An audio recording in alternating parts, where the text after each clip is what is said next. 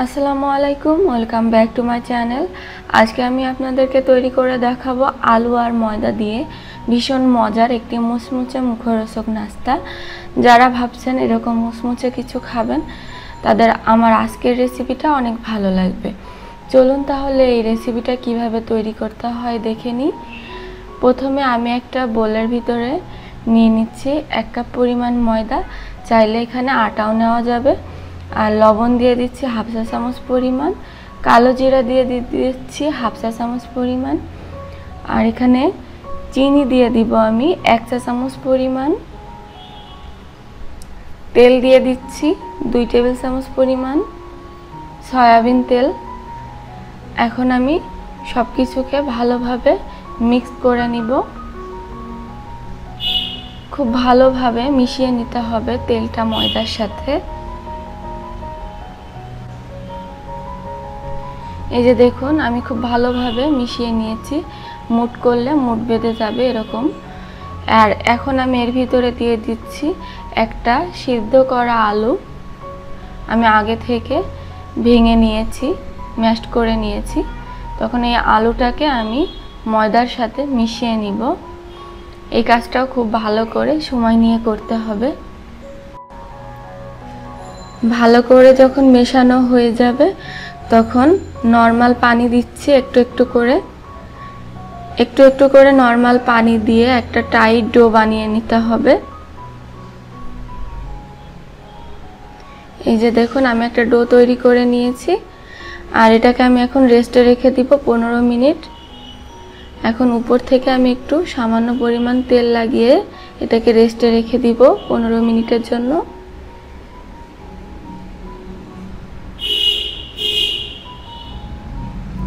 আর এখন আমি একটা বাটিতে 3 টেবিল চামচ পরিমাণ তেল নিয়ে নিয়েছি, সয়াবিন তেল।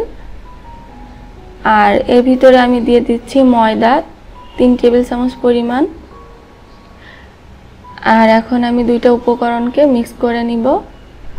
যতটুকু তেল দিতে হবে ততটুকুই কিন্তু ময়দা দিতে হবে। এটা মিক্স করে একটা সাইডে রেখে দিচ্ছি, এটা পরে কাজে লাগবে। আর এদিকে আমি 15 মিনিট পরে দেখুন আমার ডোটা কিন্তু রেডি হয়ে গিয়েছে, এটা সফট হয়ে গিয়েছে। এখন হচ্ছে আমি কয়েকটি ভাগে ভাগ করে নিচ্ছি। আমি 5টা ভাগে ভাগ করে নিয়েছি আর এগুলোকে গোল গোল করে নিয়েছি।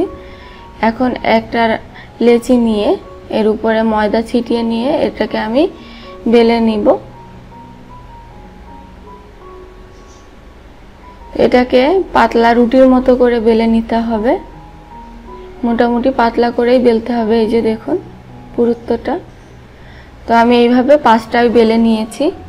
তো বেলে নেওয়ার পরে এখন আমি আগে থেকে যে মিক্সারটা করে রেখেছিলাম তেল আর ময়দার, সেটা এখানে দিয়ে হাত দিয়ে চারপাশে মাখিয়ে নিতে হবে। আর এখন উপর থেকে আবার আরেকটা রুটি দিয়ে নিতে হবে।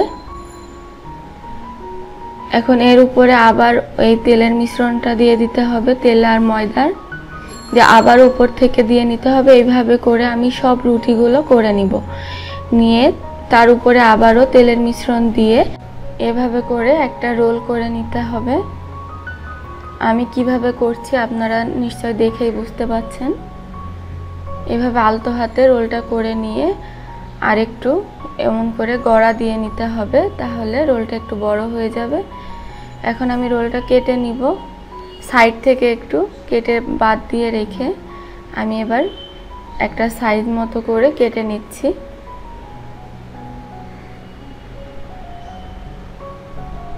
এই যে আমি সবগুলো এইভাবে কেটে নিব।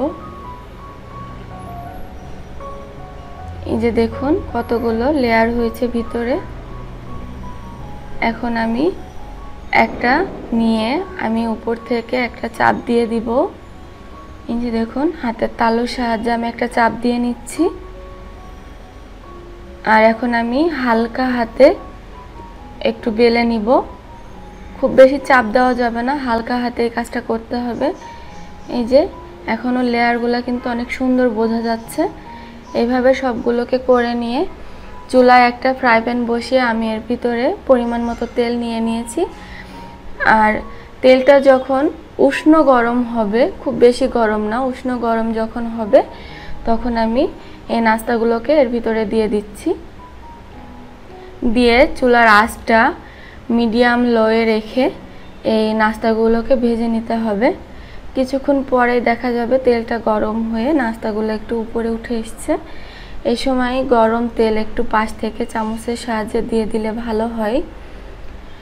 আর আমি নাস্তাগুলোকে একটু ঘন ঘন উল্টিয়ে দিব, এতে করে দুই পাশই সমানভাবে হবে।